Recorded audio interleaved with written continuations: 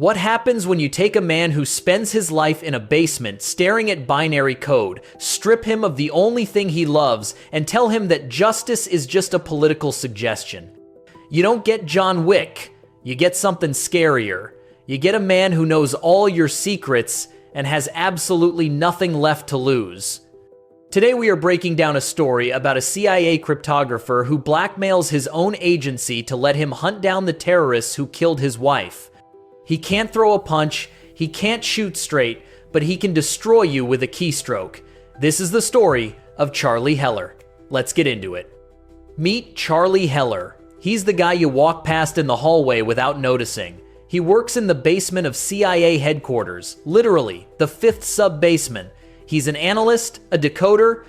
While the cool guys are out there playing James Bond, Charlie is drinking coffee and solving puzzles. He's introverted, socially awkward, but deeply, madly in love with his wife, Sarah. The movie opens with a tender domestic scene. Sarah is packing for a business conference in London. Charlie is clingy in that cute way, asking if she really has to go for 5 whole days. He jokes about her drinking coffee without him. It's the kind of pure, boring happiness that you just know a movie is about to destroy. He promises to fix the boiler while she's gone. They say their I love yous, and she leaves. He has no idea it's the last time he'll see her alive. Charlie goes to work and heads down to his dungeon, the encryption department. He meets a cynical old Russian guy named Inquilink, a legend in the Intel game who supposedly died years ago but is actually hiding out in the CIA basement, drinking Turkish coffee and solving puzzles with Charlie. It establishes Charlie's world, quiet, intellectual, and safe. But then that world breaks. Urgent news reports flash on the screens. An attack in London at a hotel on Christopher Street. Armed men storm the building, taking hostages. Charlie watches in horror, knowing Sarah is there. He calls her phone, but there is no answer. The terrorists are brutal. They aren't asking for money, they are executing people. We see snippets of the chaos. Sarah tries to save someone else and gets taken. The CIA calls Charlie upstairs, not to help, but to manage him. They break the news. Sarah is dead. Charlie is shattered. He sits with a CIA psychiatrist who asks him generic questions about denial and anger. Charlie isn't feeling acceptance. He's feeling a cold, hard rage. He tells the shrink point blank that he gave the agency the names of her killers, but there was zero reaction. He wants justice. He confronts his boss, Director Moore, a typical slimy bureaucrat who tells Charlie that while they know who the terrorists are, they can't touch them.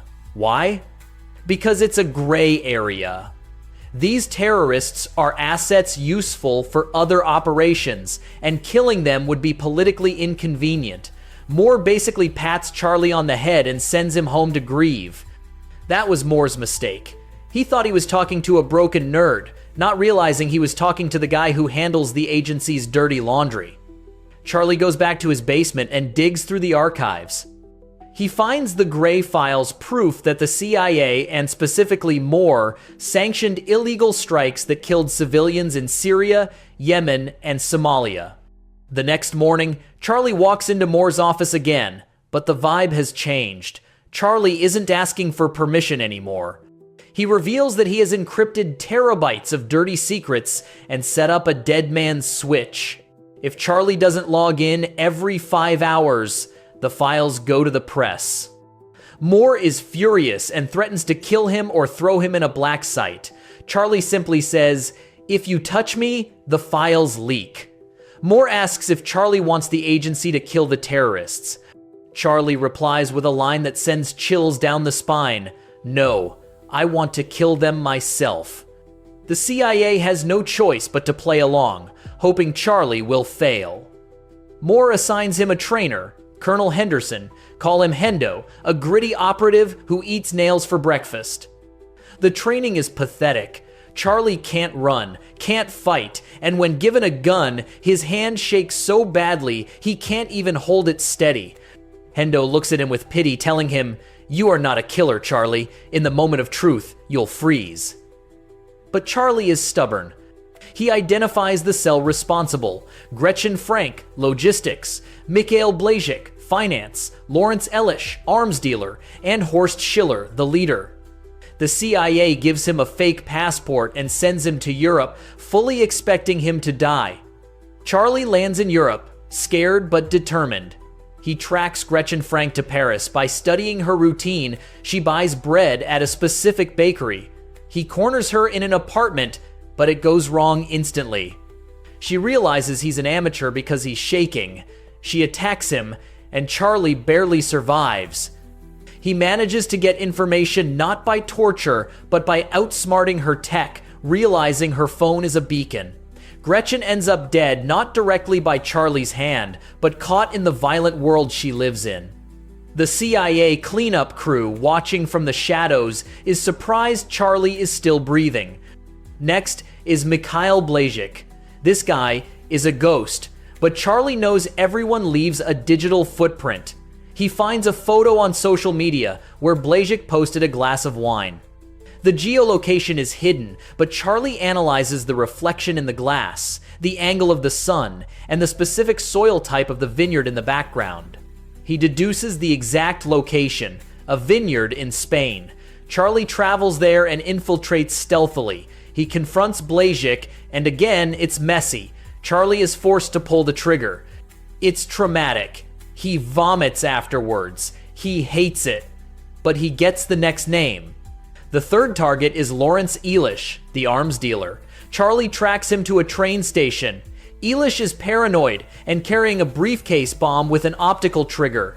Charlie hacks the station's systems to manipulate the environment. He manages to corner Elish not with a gun, but by tricking him into a position where Elish can't move without detonating his own bomb. It's a game of chess. Charlie gets the info he needs. Schiller is operating out of a ship in international waters. Elish is taken out by his own explosives. Back at Langley, Moore is panicking. Charlie is actually succeeding, which is bad because Schiller is a CIA asset Moore uses for off-the-book operations. If Charlie catches Schiller, he exposes Moore. Moore orders a hit squad to kill Charlie. Charlie is in a hotel room, exhausted, when Hendo shows up. Charlie thinks Hendo is there to kill him, but the trainer has developed a begrudging respect for the nerd. Hendo warns him, "They're coming for you. Get out." A shootout ensues, and Charlie runs for his life, using his memorized knowledge of the building schematics to escape through the basement. He realizes he can't trust anyone but himself. Charlie is alone, bleeding, and hunted. He puts the pieces together. Schiller is on a ship in the Baltic Sea, a floating fortress. Charlie manages to sneak on board. He avoids guards, hacks, electronic locks, and makes his way to the bridge where he finds Horst Schiller, the man who killed his wife. Schiller is calm. He sees this trembling accountant pointing a gun at him and laughs. "You're not a killer, Charlie," Schiller says. "I know about you." Schiller admits to killing Sarah, but claims it was necessary. He confirms he works with Moore and believes he is untouchable because they are in international waters where the US can't touch him. Schiller challenges Charlie, "Shoot me, look me in the eye, and do it." Charlie raises the gun. His hand shakes. He remembers Hendo saying he doesn't have the guts. Schiller smiles, thinking he's won. Charlie lowers the gun and says, "You're right, I'm not a killer." Then Charlie smiles, "But I am a really, really good hacker." Charlie pulls out his phone. "I didn't come here to shoot you. I came here to override your navigation system." Schiller looks confused.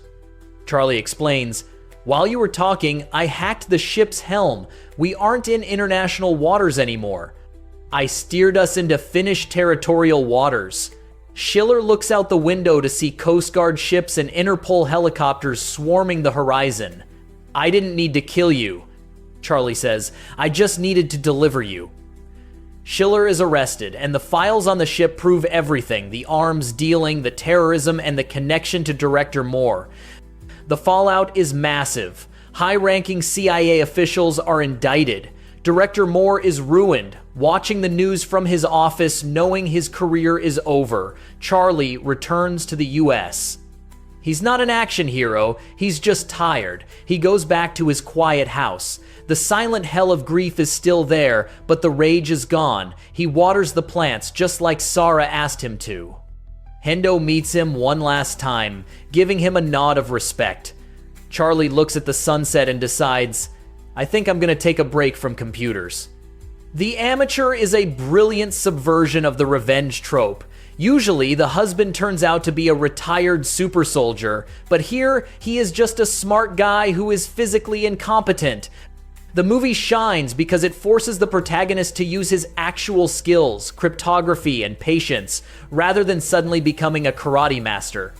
It also tackles the morality of revenge. Charlie realizes that pulling the trigger makes him like them. His victory comes from exposing the truth and using the law to deliver justice, destroying the villains by dragging them into the light. If you liked this recap, smash that like button, subscribe for more movies where nerds save the day, and let me know in the comments, would you trust a hacker or a hitman to avenge you?